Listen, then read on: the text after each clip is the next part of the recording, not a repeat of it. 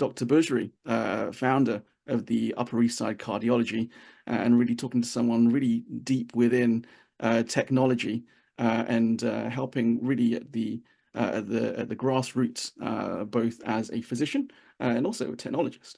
So, Dr. Bhusri, thanks so much for making the time to come on our program today. I really appreciate that you're super busy. Love the fact that you've taken a couple of minutes just to talk about the work that you're doing and also about the leverage technology to enhance the patient care and of course make sure we're sustainable and boosting revenue as well. So I'd love to invite you to talk to the audience for a quick 60 seconds or so and let them know about who you are and what you're currently doing. Well, thanks for having me on.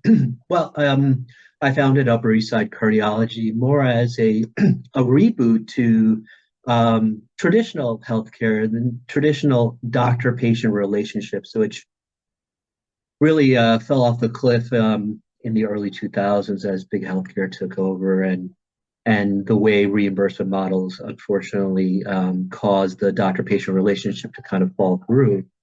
And especially after COVID, the utilization of technology has resulted in a lot more engagement, empowerment, and enrollment of patients back to the physician and resuming appropriate health prevention, treatment, and diagnoses. And to that point, the foundation of my practice and its growth and scale over the past 4 years has really been based on innovative technology, both not only in the cardiovascular realm, but also in the patient engagement, utilizing new codes as well as reimbursement data that is available to physicians, and almost shifting to what I like to call a healthcare 2.0 initiative, and bring the patient back to the doctor and having this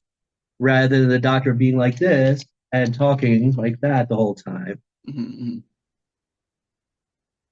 Yeah, no, absolutely. And I think the audience would really love to know, based on sort of the experience that you described and the work that you're doing right now, your perspective and how you envision digital technologies actually transforming the patient care within healthcare organizations. And if you can give us any examples of sort of specific digital tools and platforms that you may have come across that have actually been successful in improving these outcomes and experiences. Yeah, absolutely. With the new coding system by CMS guidelines, the adoption of telehealth and telemedicine and beyond, really has allowed me to take care of my patients in a virtually real-time basis. Yes, in person, but also while they are at home. A clear example of that is something called home-based cardiac rehab or virtual rehab, and the company that I utilize is called Recovery Plus. And Recovery Plus.health is a fantastic home-based cardiac rehab technology-based platform. Now, just to step back a little bit, I'm not only a cardiologist, but I'm a survivor of heart failure. In 2015, my heart stopped, and I am currently taking every medicine I prescribe. But out of all the medicines that I actually have taken, cardiac rehabilitation or guided exercise therapy and nutrition that is reimbursable has been better than any pill I've ever taken to improve my heart health and my patient's heart health. Adoption, however, really fell through the cracks prior to new CMS changes in the utilization of telehealth and remote patient monitoring. Now, companies such as, and really in the forefront, Recovery Plus, I'm able to write a prescription for home-based cardiac rehab. So my patients who can't make it to the Upper East Side or are unable to or cannot go to a gym physically can utilize this platform and have guided exercise therapy for their heart health, nutrition, as well as real-time physiologic data that is sent to me and real-time assessments that may or may not need emergent or urgent care by me. That is not only beneficial to the patients who cannot or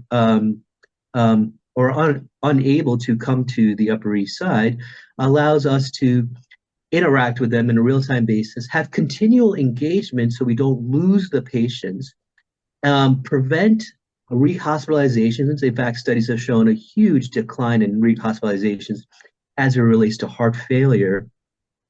And finally, excellent reimbursement, complete adoption from CMS and private insurers, because after the public health emergency, what we saw and what studies have seen and are continuing to see is that this works. And as both a patient and a cardiologist, I'm living testament to really providing virtual cardiac rehab or home-based cardiac rehab to any and all patients. And it's a win-win. I mean, look, we're in this profession to save lives and to continue to save lives, and this has elevated that statistically and on a personal basis and anecdotally on my patient population.